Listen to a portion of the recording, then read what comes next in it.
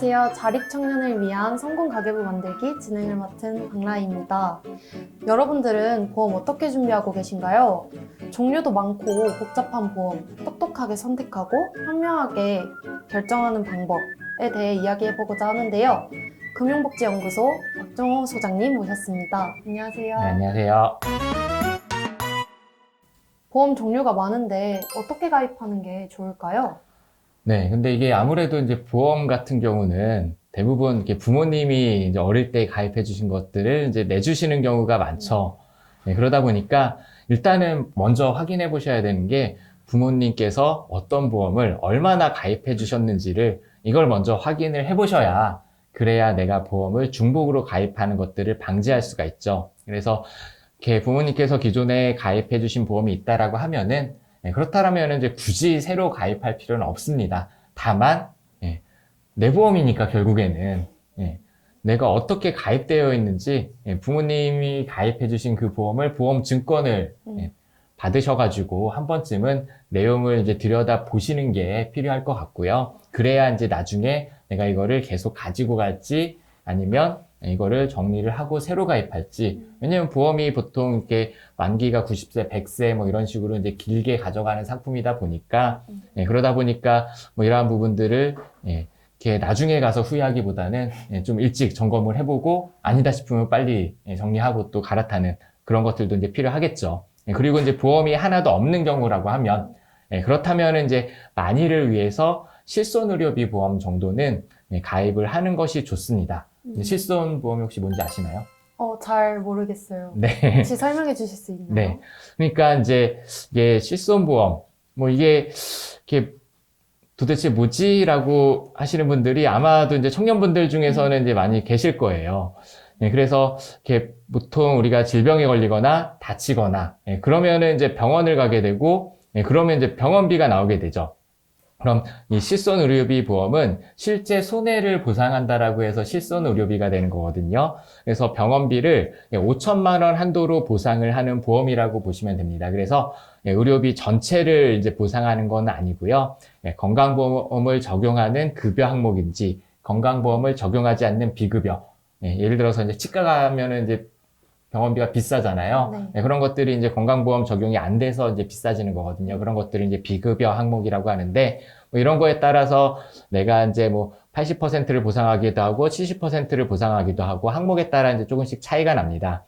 그래서 이러한 부분들을 이제 필요성 여부를 따져보시되, 청년의 시기에는 20대나 이제 30대에는 아무래도 실손의료비 보험, 이게 보험료 자체가 비싸지가 않거든요. 한 10,000원, 20,000원 정도면 가입할 수가 있으니까, 뭐 이런 게 이제 하나도 없다라고 하면은 뭐 이런 거 하나 정도는 가입을 해보실 수가 있겠죠. 다만 뭐 이런 것들은 이제 중복 보장이 되는 상품은 아니기 때문에 그러니까 예를 들어서 두 군데 가입했다라고 해서 내가 2배로 보상을 받는 게 아니거든요. 그래서 이런 것들은 중복 보장이 안 되니까 하나만 가입하는 게 좋고요.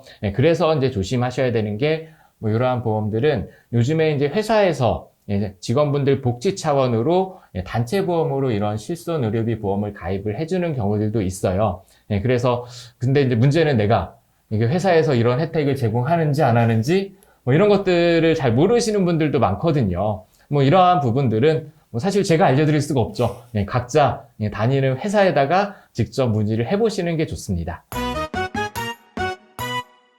저도 최근에 병원에 갔다가 보험이 어떤 게 들어있는지 몰라서 헤맸던 적이 있어요.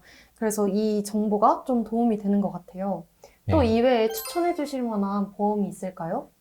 사실 이제 의료 실비보험이 이제 한도가 5천만 원이라고 말씀을 드렸잖아요. 그렇기 때문에 개인적으로 이제 실손의료비 보험만 있어도 괜찮다라고 봅니다. 왜냐면 이제 의료비 한도가 이제 5천만 원이라고 했는데 보상 한도가. 근데 우리나라에서 병원비가 5천만 원 이상 나오는 경우들이 사실 그렇게 흔한 경우는 아니거든요. 네. 그렇기 때문에 이제 이것만 있어도 되지만, 근데 또 아까 이제 말씀드린 것처럼 의료실비보험을 가입한다고 해서 병원비가 전체가 다 나오는 것도 아니고, 그리고 사실 병원비 외적으로 들어가는 비용들도 또 한편으로 이제 생기게 되죠. 왜냐면 사람이 아프면은 먹는 것도 이제 조심해야 되고, 맞아요. 그리고 뭐 집 근처에 이제 큰 병원이 있으면 모르겠지만, 먼 곳으로 이제 통원을 해야 되는 경우라고 하면은, 그러면은 예를 들어서 이제 지방에 거주하시는 분들이 이렇게 서울로 이제 병원을 다니게 되면은 이게 통원을 한다 하더라도 KTX도 타야 되고 또 진료 시간이 그래가지고 또 때로는 숙박을 해야 되는 경우들도 맞아요. 생기고 뭐 이런 식으로 이제 병원비 외적인 비용들도 많이 들어가게 되거든요. 그래서 이렇게 의료실비 외에 나는 그래도 좀 더 보상이 되는 게 있으면 좋겠다. 뭐 이러한 분들은 이렇게 별도의 이제 추가적인 보험들을 이제 생각을 해볼 수가 있겠죠. 그래서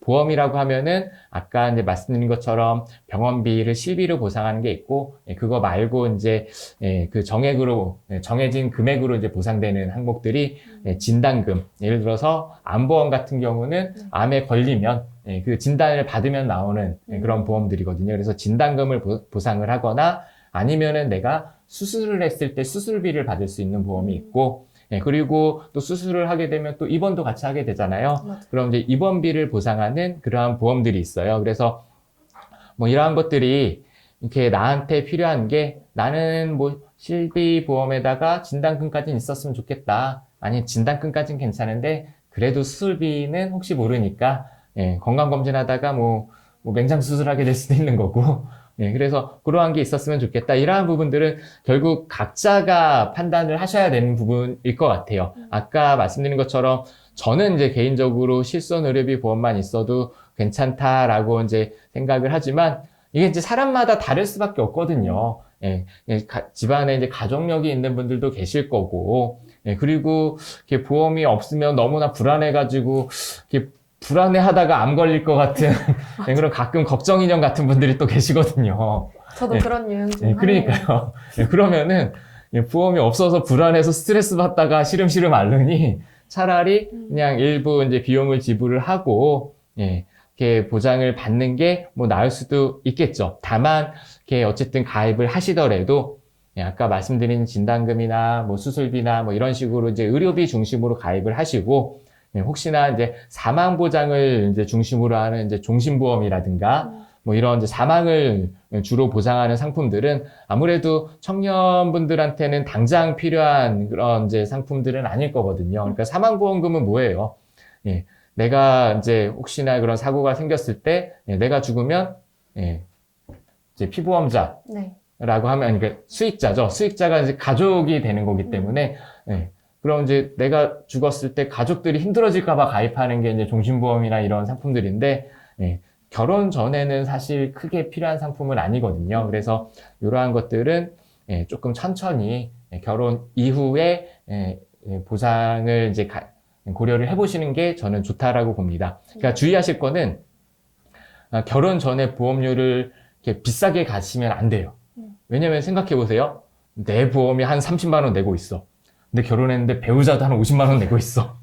그럼 이제 결혼하는 순간 80. 보험료만 근데 애도 태어나 아이도 가입해 보험료만 100만 원 내는 거 순식간이거든요. 그래서 결혼 전에는 이렇게 좀 작게 가져가시다가 나중에 이제 가족을 구성하시면 그때 이제 배우자와 협의를 해서 우리는 우리 가족의 보험료는 이 정도로 하면 좋겠다. 이런 의사결정을 하면서 이후에 늘리는 그런 방향으로 가보시는 게 좋을 것 같습니다.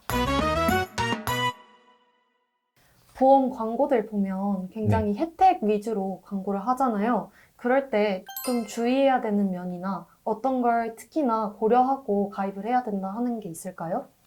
그러니까 이제 아무래도 이제 광고다 보니까 좋은 것만 강조를 하거든요.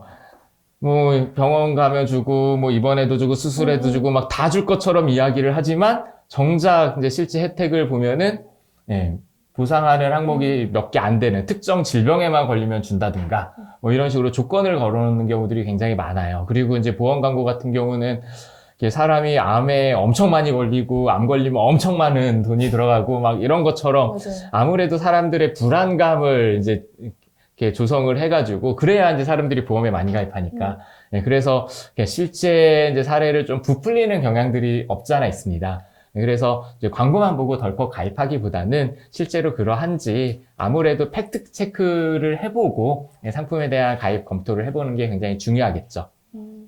본인의 시기나 상태에 따라서 가입을 하는 게 중요하겠네요. 그리고 이제 특히나 이제 가족력이 있다 보면은 불안하다 보니까 보험을 이렇게 많이 가입해야 되지 않을까 뭐 이렇게 생각하시는 분들 계시거든요. 근데 예를 들어서 부모님이 암에 걸렸다라고 해서 내가 암에 안 걸릴 수도 있는 거고, 그리고 걸린다 하더라도 가족력이 있다고 해서 병원비가 2배로 나오는 건 아니거든요. 그러니까 부모님이 암에 걸려서 고생을 하셨다라고 해서 내가 남들보다 암보험을 많이 가입해야 되는 근거가 되는 건 아니에요. 그러니까 가입하더라도 꼭 적정한 금액으로 가입하시도록 그러한 부분들을 이제 신경을 써보셔야겠죠. 뭐든지 적당히가 중요한 것 같네요. 네, 맞습니다. 설명해주신 보험 관련된 내용을 바탕으로 똑똑하고 현명하게 보험 준비를 할 수 있을 것 같아요. 여러분들도 많은 도움이 되셔서 보험 가입에 어려움을 조금 해소하셨으면 좋겠습니다. 오늘 영상도 여기서 마치겠습니다. 감사합니다. 네, 고맙습니다.